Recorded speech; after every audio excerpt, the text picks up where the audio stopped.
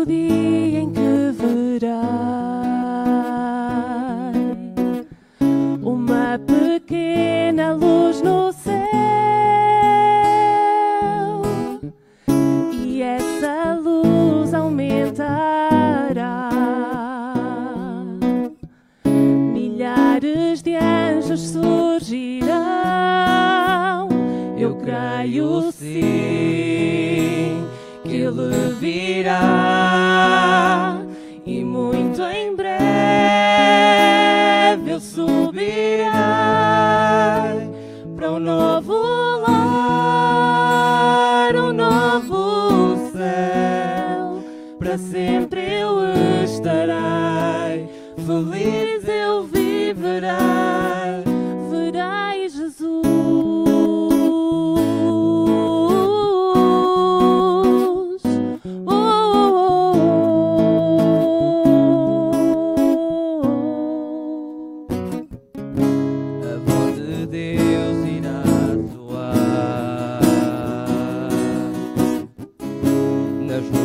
Sua glória surgirá,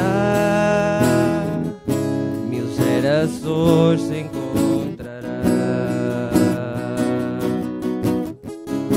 e para sempre louvarão. Eu creio sim que Ele virá, e muito em breve eu subirei para um novo lar, um novo céu. Para sempre eu estarei, feliz eu viverei, verei Jesus.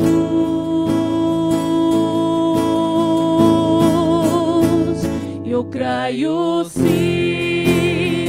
que Ele virá, e muito em breve eu subirei para um novo lar, um novo céu. Para sempre eu estarei, feliz eu viverei.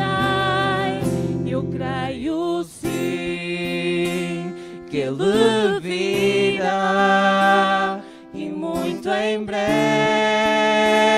eu subirei para um novo lar, um novo céu.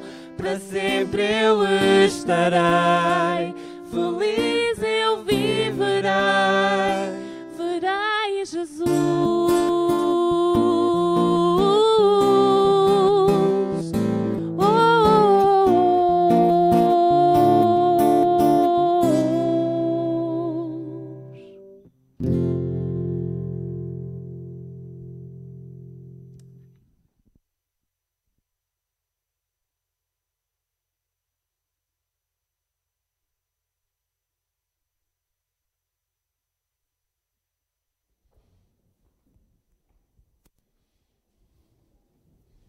Muito bom dia. Em primeiro lugar, queria agradecer à Raquel e ao Gonçalo este canto que nos trouxeram. Eles prepararam-nos precisamente, e é essa a nossa esperança, é de um dia subir ao encontro de Jesus. Mas queria também saudar a cada irmão, cada irmã, a cada amigo aqui presente. Queria também transmitir uma saudação muito especial para aqueles que nos ouvem através da internet e nos assistem, que também eles possam usufruir das bênçãos de Deus neste sábado. Estamos a iniciar mais um ano, este 2016 está a terminar e um novo ano vai começar dentro em breve. Costumava-se dizer, ou costuma-se dizer, que estamos em tempos de balanço, mas de facto as grandes cadeias já não fazem o balanço anual, porque isso gera uma grande complicação nos estoques, pois eles agora optam pelos balanços diários. E no aspecto espiritual, isso ainda é mais importante. Nós não podemos estar à espera do fim do ano para ver aquilo que fizemos de bem ou de mal nesse aspecto espiritual, mas devemos diariamente refletir na nossa vida, na maneira como estamos a viver e de facto estamos a preparar, tal qual a Raquel e o Gonçalo cantaram, para a vinda de Jesus. E antes que me esqueça, posso terminar, eu desejo a todos então um ano de 2017 muito especial e especialmente, deixem passar a redundância, com as bênçãos de Deus. O tema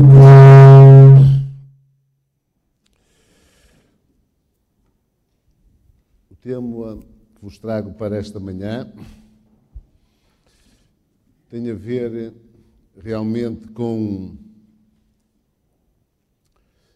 a vinda de Jesus, mas a sua primeira vinda, pois sem a sua primeira vinda não faz muito sentido, ou não fazia muito sentido, que ele viesse outra vez. Então, se quisermos dar um título para a meditação que eu vos trago esta manhã, será a graça no Calvário. Se bem se recordam, na última vez que tive a oportunidade de estar aqui, eu falei, até contei uma história para as crianças, e peço desculpa precisamente às crianças por o não fazer hoje. De facto, não se enquadrava muito bem, ou não tenho muito jeito, mas por outro lado também não arranjei uma história muito adequada. Mas se recordam, eu falei sobre a graça no Monte Moriá.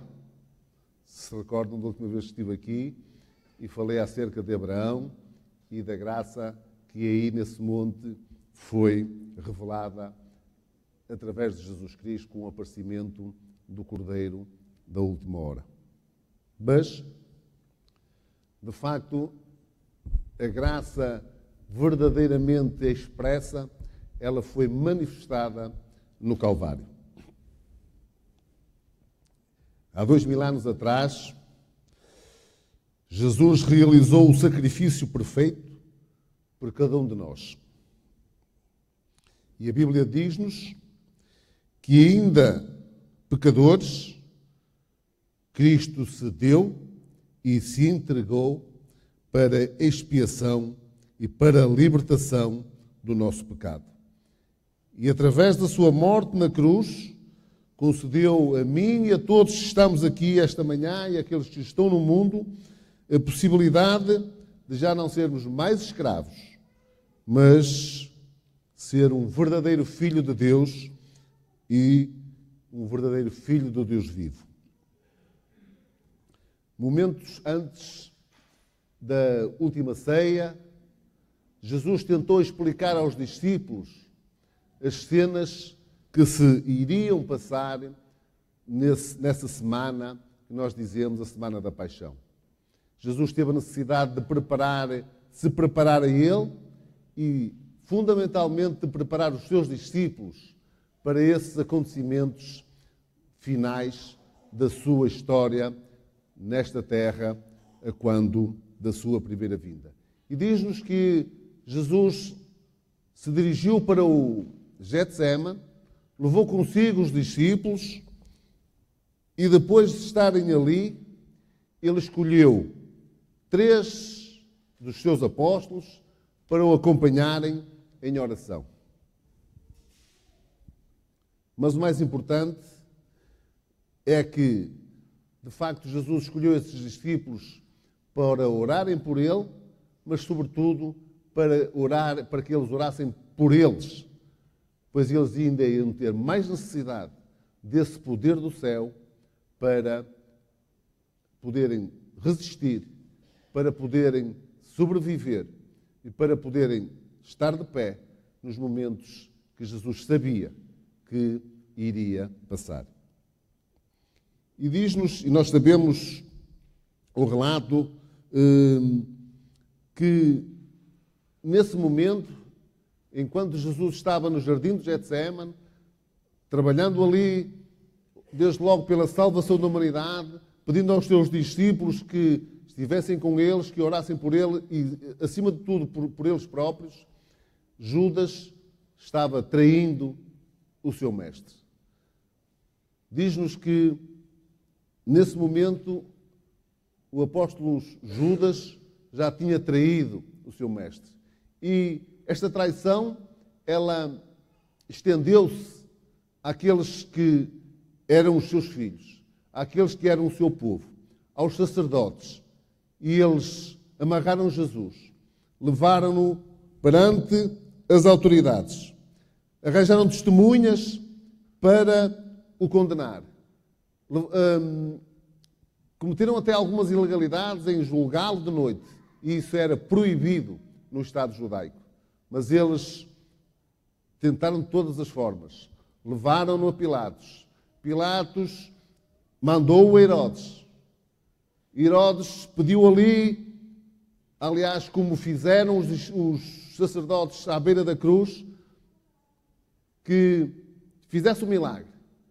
Se dizia que era Deus, se dizia que tinha o poder divino, que era o Filho de Deus, que salvava os outros para se salvar a si próprio. E Jesus manteve-se em silêncio. Jesus manteve-se calado. E isso enfureceu Herodes, que o mandou de novo perante Pilatos. Estava ali Jesus perante Pilatos, guardado, amarrado. E os sacerdotes já o tinham condenado. O seu povo já o tinha condenado à morte. Aqueles para quem ele veio já o tinha condenado à morte. Mas eles queriam que Pilatos desse a sentença final. Que de uma maneira correta pudessem condenar a Jesus. E Pilatos percebendo a situação, mandou açoitar Jesus. Mandou bater com força para tentar apaziguar a fúria do seu povo, do povo de Deus, contra Jesus. E utilizou uma estratégia. Mandou trazer Barrabás. E pôs Jesus e Barrabás, um criminoso, perante a multidão. E disse, nós sabemos a história, quem querem vocês que eu solte? Pensando ele que o povo iria decidir por Barrabás. Mas o povo de Deus, os sacerdotes, disseram, solta Barrabás, crucifica Jesus. E a cruz que foi feita para Barrabás foi dada a Jesus. E o que Pilatos, Herodes, os sacerdotes não perceberam, amarrando Jesus, açoitando, pondo os guardas a guardar Jesus, não perceberam que Jesus se ofereceu voluntariamente. Não foram Pilatos que matou Jesus, ou que mandou matar. Não foram os sacerdotes que mataram Jesus. Não foram os soldados romanos que mataram Jesus. O que eles não perceberam é que Jesus ofereceu-se. Foi Jesus que se deu voluntariamente. Ou melhor, Deus ofereceu o seu Filho para salvar a humanidade. E os homens não perceberam isso. Porque ele voluntariamente se ofereceu. E esta oferta de Deus através de Jesus é verdadeiramente a graça. Em Marcos, vamos ler o primeiro título, um primeiro texto da Bíblia, do Evangelho de São Marcos. Nós conhecemos este texto.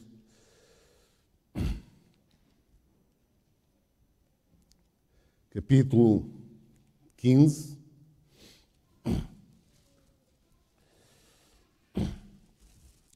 Versículos 27 e 28.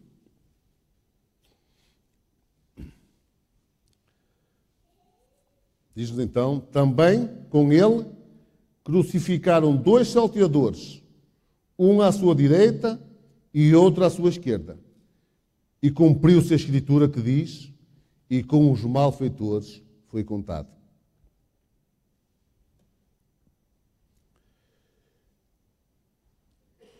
Será que foi para cumprir a Escritura ou para cumprir a profecia que Jesus morreu?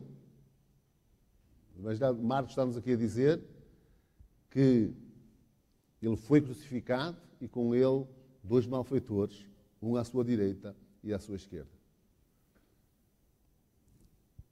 Em 1 Coríntios,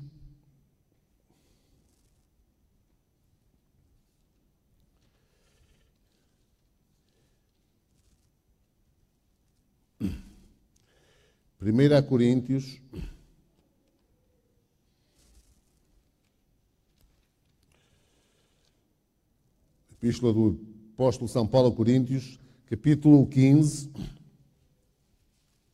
e no verso 3, porque primeiramente vos entreguei o que também recebi, que Cristo morreu por os nossos pecados, segundo as Escrituras. Jesus não morreu na cruz para cumprir a profecia, não. Jesus não morreu na cruz para que a Escritura se cumprisse, para que a profecia se cumprisse. Jesus morreu, diz o apóstolo Paulo, na cruz, pelos nossos pecados. E foi a graça. O Calvário fazia parte do plano de Deus. E aí Jesus lidou diretamente, de uma maneira eficaz com o pecado. E a cruz fazia parte do plano de Deus para a salvação da humanidade através de Jesus.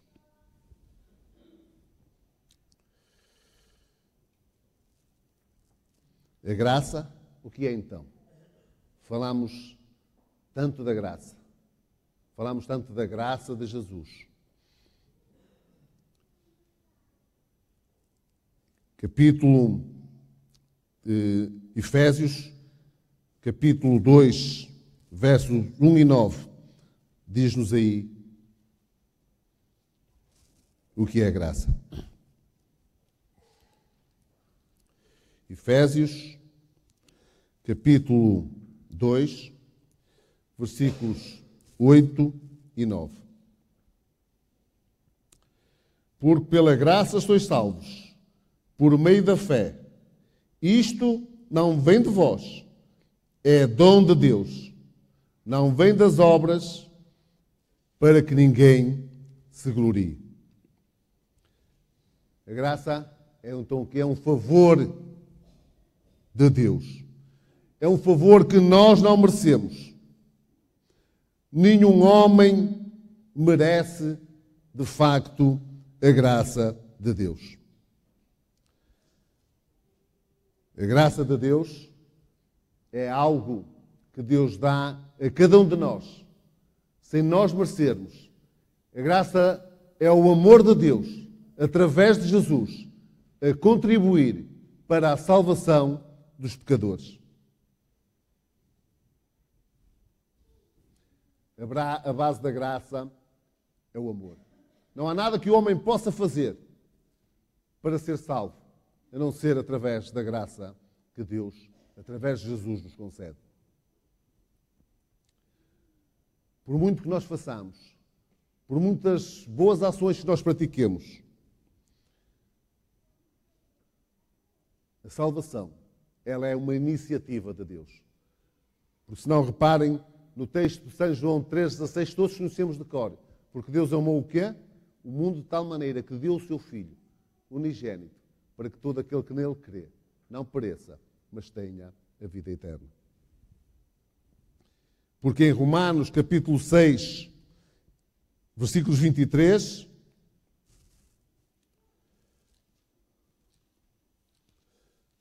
nós também conhecemos muito bem este texto.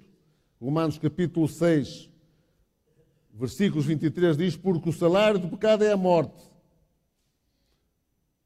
mas o dom gratuito de Deus é a vida eterna que há em Cristo Jesus, nosso Senhor. A salvação não é uma iniciativa do homem. A salvação é uma iniciativa de Deus. E começou logo no Jardim do Éden. Foi Deus que procurou o homem após o pecado, não o homem que procurou a Deus. Quando o homem pecou, quando Adão e Eva pecaram, eles esconderam-se de Deus. E quem tomou a iniciativa da salvação do homem foi Deus. E Deus sempre a procurar o homem.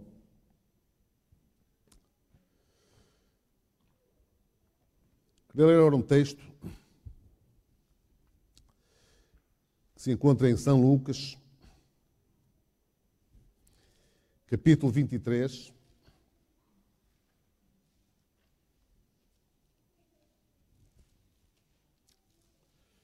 Capítulo 23 de São Lucas.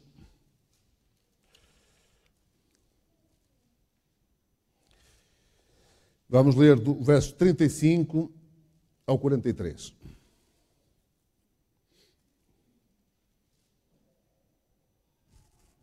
Ou melhor, podemos começar logo a ler do verso 33.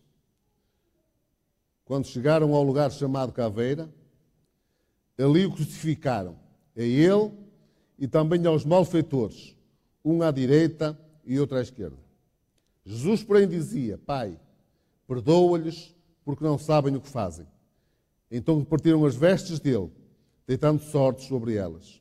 E o povo estava ali a olhar, e as próprias autoridades zombavam dele, dizendo: aos outros salvou, salve-se a si mesmo, se é o Cristo, o escolhido de Deus. Os soldados também o escarneciam. Chegando a ele, ofereceram-lhe vinagre. E dizendo: se tu és o rei dos judeus, salva-te a ti mesmo.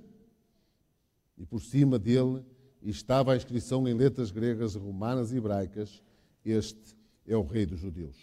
Então, um dos malfeitores que estavam pendurado blasfemava dele, dizendo: não és tu o Cristo? Salva-te a ti mesmo e a nós. Respondendo, porém, o outro, repreendia-o, dizendo: nem ao menos temes a Deus, estando na mesma condenação? E nós, na verdade, com justiça, porque recebemos o que os nossos feitos merecem. Mas este nenhum mal fez. E então disse a Jesus: Jesus, lembra-te de mim quando entras no teu reino. E Jesus respondeu: em verdade te digo que estarás comigo no paraíso. Havia 3 cruzes no Monte Calvário. Podemos chamar a cruz de Jesus a cruz da redenção. Ele podia ser pregado, ele podia estar pregado na cruz do centro, na cruz do meio, mas não podiam, e os ímpios e aquele povo aí o crucificou, mas nem aí o impediram de a sua graça poder salvar os pecadores ou qualquer alma que pudesse chegar a ele. Podemos chamar a outra cruz, onde estava o homem arrependido ou o ladrão arrependido, a cruz da recepção. Primeira cruz, a cruz da redenção. Segunda cruz, a cruz da recepção. E em João, no Evangelho de João 1, 11 e 12, diz-nos, podemos ler, Evangelho de João, capítulo 1, versos 11 e 12, diz-nos: veio para o que era seu, e os seus não os receberam. Mas a todos quantos o receberam, aos que creem no seu nome, deu-lhes o poder de se tornarem filhos de Deus. Não diz aqui que a alguns, diz a todos que o receberem como filho de Deus, como filhos de Deus, aqueles que forem a Jesus, todos terão acesso à salvação. E aquele ladrão, aquele malfeitor, foi salvo no último minuto, no último momento. E foi pelas suas obras. Foi por aquilo que ele fez de bom que este homem foi salvo nesse momento. Foi por uma vida de fazer as boas ações, fazer aquilo que era correto? Não. Porque ele disse de si mesmo, eu não mereço nada. Eu mereço estar aqui. Eu mereço morrer. Mas este homem foi salvo no último momento, unicamente pela cruz, unicamente pela graça, unicamente pela cruz do meio, a cruz da redenção. A cruz do outro ladrão, pendurado, podemos chamar a cruz da redenção. 3 cruzes. A cruz da redenção, a cruz da recepção e a cruz da rejeição.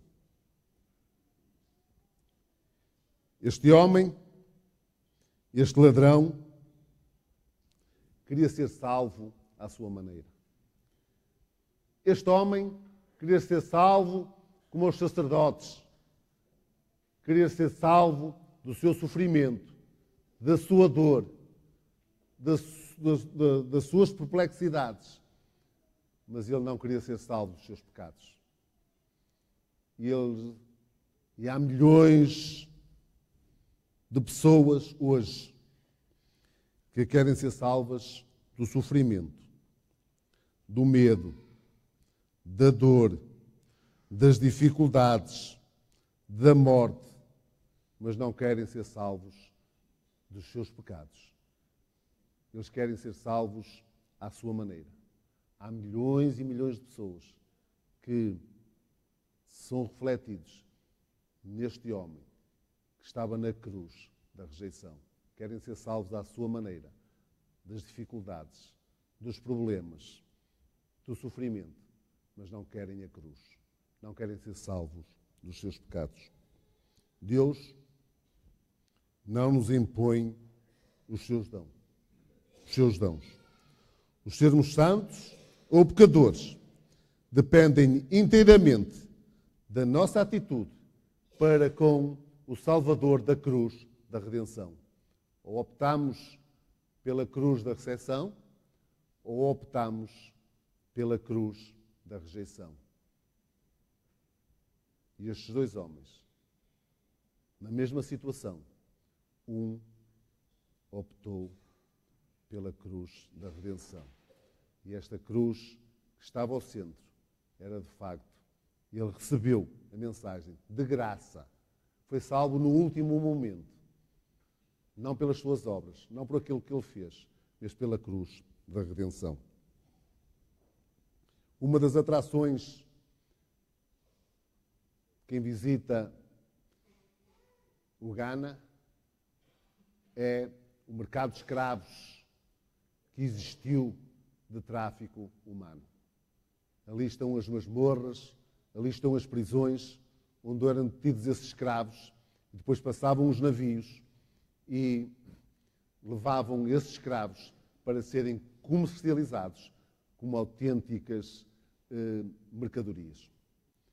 E um desses homens era John Newton, que era um capitão de um barco negreiro, que vivia e, no seu trabalho de capitanear esse barco,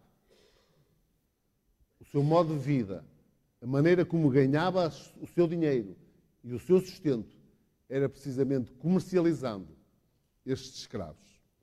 Era um homem, se há homens pecadores, se há homens insensíveis à cruz da redenção, esse homem era John Newton, que vivia traficando seres humanos para ganhar a sua vida. Se alguma vez,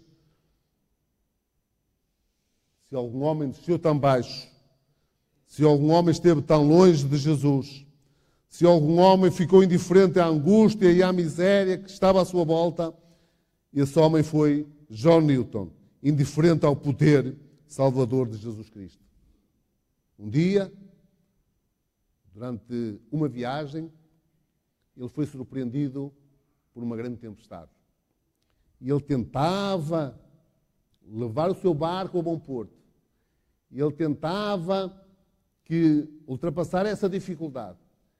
E depois dos seus esforços serem em vão, e ele era um homem que não acreditava em Deus, que não acreditava na graça da cruz redentora do centro no Monte Calvário. Esse homem, que depois mais tarde viria a designar pela sua grande libertação, esse homem que nunca pronunciava, que tinha descido tão baixo, que ganhava o seu dinheiro a comercializar seres humanos, em face àquela tempestade, ele disse: Senhor, tem misericórdia de nós, que vamos morrer.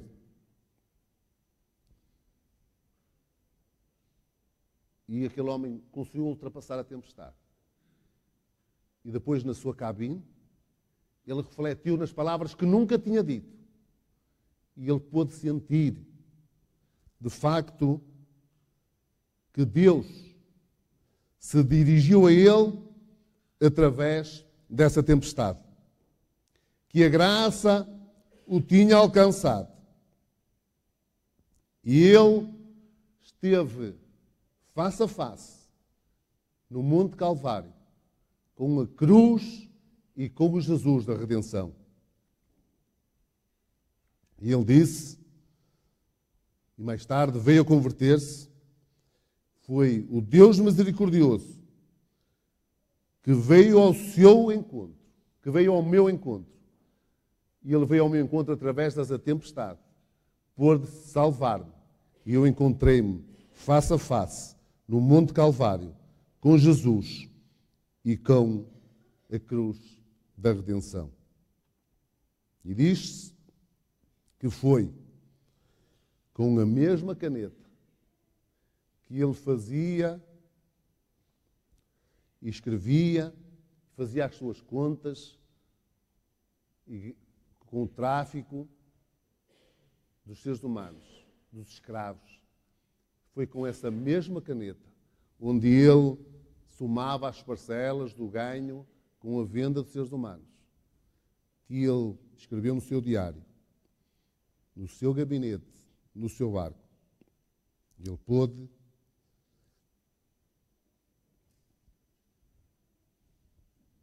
escrever o hino Graças Celsa, que vamos cantar no final. É uma questão de escolha. Lembrem-se dos dois ladrões que foram crucificados com Jesus. Um virou-se para ele e suplicou perdão. O outro não o fez. Foi uma questão de escolha que fizeram. E essa escolha que temos que fazer hoje afetará o nosso destino eterno. Não acreditemos nas mentiras do maligno. Não acreditemos que o que nós fizemos no passado, seja o pecado que for, não possa ser perdoado por Jesus. Não acreditemos nisso. Não acreditemos que não somos bons o suficiente para que Deus nos possa perdoar. Ele morreu porque nos ama. E tudo o que temos que fazer é escolher e chamar por Ele. Aceitemos o que Ele fez na cruz por nós. A sua graça é suficiente para todos os pecados que cometemos. Agora mesmo, se clamarmos como fez John Newton ao Senhor e dissermos: Senhor, tem misericórdia de mim, Ele está pronto para vir em nosso socorro e nos salvar. Este é o meu desejo e a minha oração para este ano 2017, em nome de Jesus.